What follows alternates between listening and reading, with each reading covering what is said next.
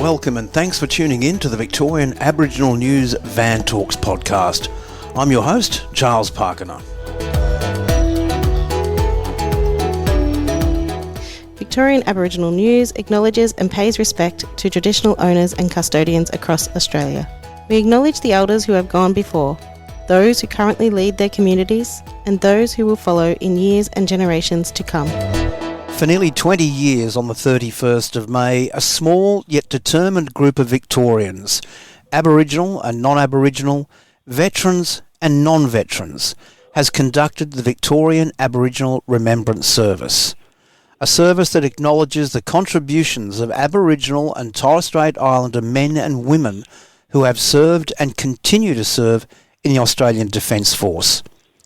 The service is the result of the efforts of the Victorian Aboriginal Remembrance Committee. And joining me on the line today is a great friend of mine, committee co-founder, retired Flight Sergeant Sam Halim. Sam, thanks for joining me today. You're most welcome. Sam, it's generally well known that you and the late Auntie Dot Peters co-founded the committee way back in 2006, nearly 20 years ago.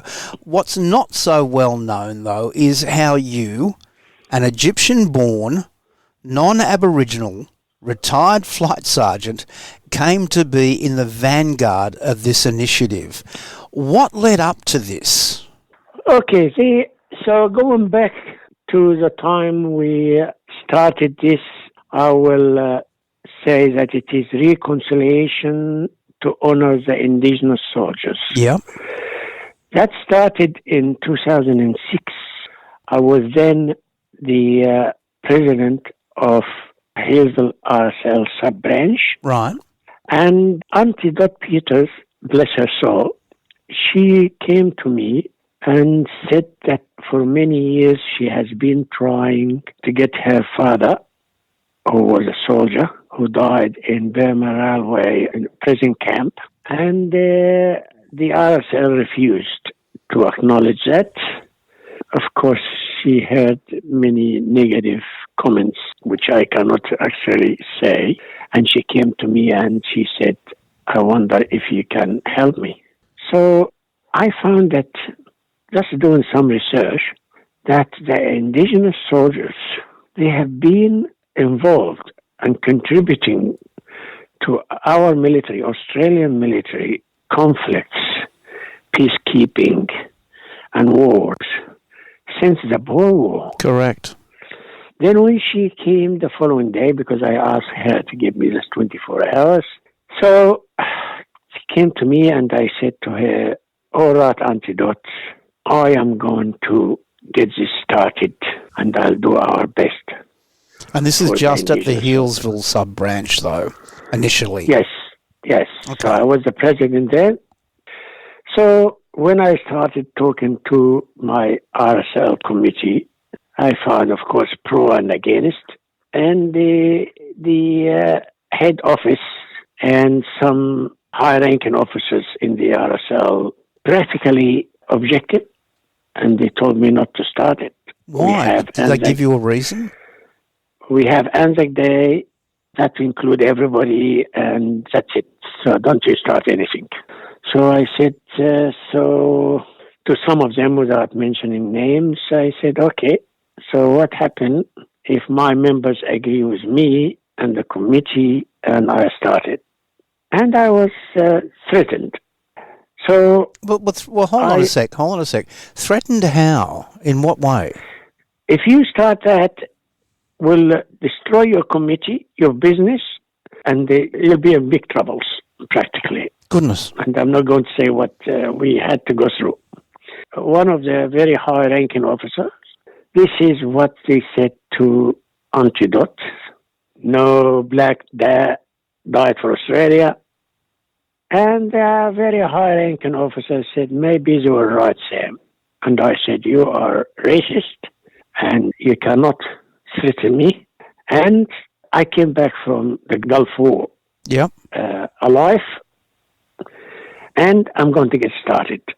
And I don't care about your threats. So let's just clarify this. So Auntie Dot had already been to the RSL, had only received negative comments, some that you're not prepared to say, which must be pretty bad given what you've already said was said to you. Yeah, terrible.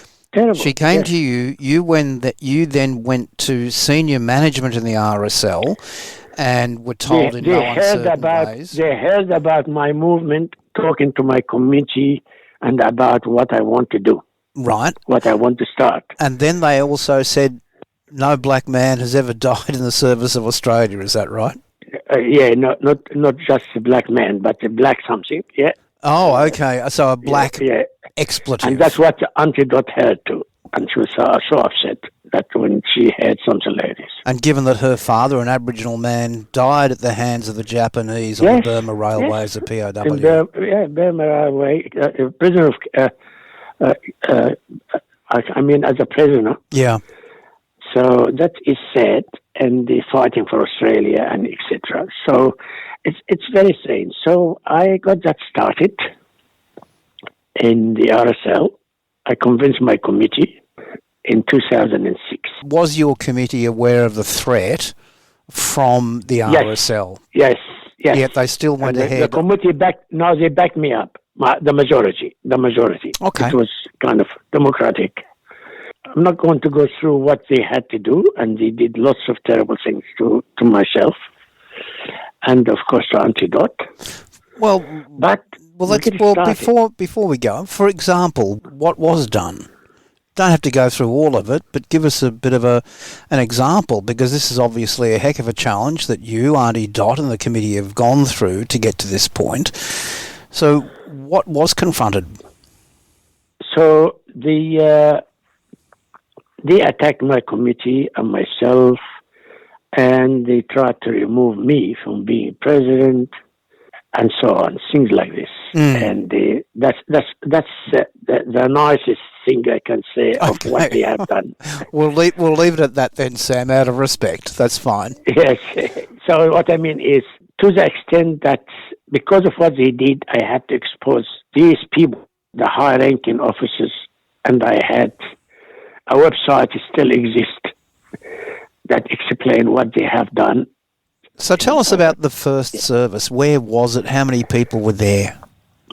Okay, so the first service started with Hillsville RSL, and we played the didgeridoo while we playing the ode. At 6 o'clock, we played the ode, and we had dinner.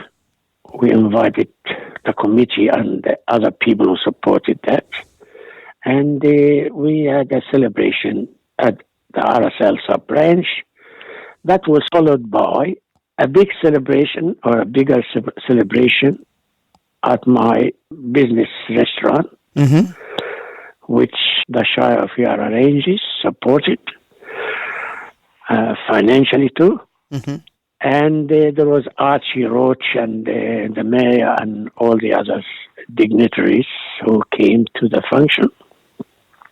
And Archie Roach was actually played music and sang, and it was so beautiful. So how many people actually attended, including Archie Roach and people from Yarra Ranges Council in all? I remember it. It was 111. Because the mayor was there, some councillors. Right. And so on. So this is the first one in Sanctuary House Restaurant, and attended by Archie Roach. And he was singing about his mother and the white soldier grabbing the child from her arms, an Indigenous child, of course, and so on. And the people were so impressed with the song, and I still remember it. Following year, in 2007, I managed to convince, with the help of Auntie Dot all the way. So we managed to convince the government, Minister for Aboriginal Affairs at the time, to support what we are doing, and we managed to organize a service at the shrine. That's in 2007. And since that time, every year, we have a service to honor the Indigenous soldiers for the first time in the history of military history of Australia. we managed to get these people, the forgotten soldiers, to be honored. And that is something really great. The people who are attending this service, a lot of people now, they know about it. And I have managed to connect with schools and the Department of Education and a lot of students from primary to high school attending the service. Sam, whilst from 2007 it's been at the Shrine of Remembrance and it looks to all intents and purposes to be there with the support of the government, there have been some definite challenges to you and the committee over the years in even getting that there. And I know that you and I have had yarns, and I believe, what was it, back in 2022 or 21, you actually paid for a lot of it out of your own pocket. So what are some of the challenges that you're constantly facing in this? I believe that those people who didn't want us to start this service to honor the indigenous soldiers, they played a hand in that, to trying to stop that service. And in 2022, the department, DPC, department told the committee that they don't have the fund for the service and we should not have the service that year. Because I know a little bit about politics, I studied political science at Melbourne Uni. Yeah. So I have never, or I don't believe that a minister will say something like this because, for example, the Minister for Aboriginal Affairs will have emergency fund. At least it will be a couple of 100,000. Of course. And of course, you know, the service is a part of my life and a part of lots of people's life. So I said, no way, we are going to have the service and I'm going to fund it. And a lot of people will help me to fund it. So you didn't hear from Gabrielle Williams, who was at that time the Minister for First Nations and Treaty, did you? That was from other people within the Department of Premier and Cabinet, is that right? Yeah, but it is the department that work under her. Yeah, okay. So these are the people who represent her. Okay. So whatever she says, they tell us. So how much out of your own pocket was spent on that event in 2022? Because I remember being at that event. The thing is, because of what happened, I decided to make it a very, very special 2-course meal for approximately 300 people. Goodness so, me. What I did, I got the chefs and all the workers and all of that to just have something very special and to be the best ever. So we're talking about using all the volunteers, of course. It cost about $5,000-6,000. But because of the volunteers and some help from the Rotary Club and others, like for even Costco, I remember Costco donating $300. And because, of course, everyone knew that I paid for it, or we paid for it, the minister, of course, came back and said, are we going to, pay back? That nearly a year after. About 9 months to a year. Are we going to pay you back and for what you spent? Did it happen, yes or no? It happened. But it took about 9 months, 12 months. So, Sam, 31st of May 2024, how's the service looking for this one? Do we have government buy-in? So the committee and First People State Relations members who work under the minister, we have met nearly every month and to prepare for the service. We just had a meeting yesterday and it's looking good. And, we just have to work and to prepare for the service, and it's looking really good.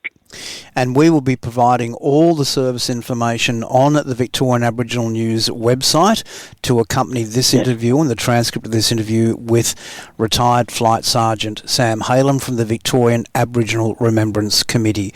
Don't forget, it's on the 31st of May. Sam, it's open to everybody to attend, I assume, isn't it? Because it's a public event. Yes, it's really a great thing. It's historic, and for me, it means a lot.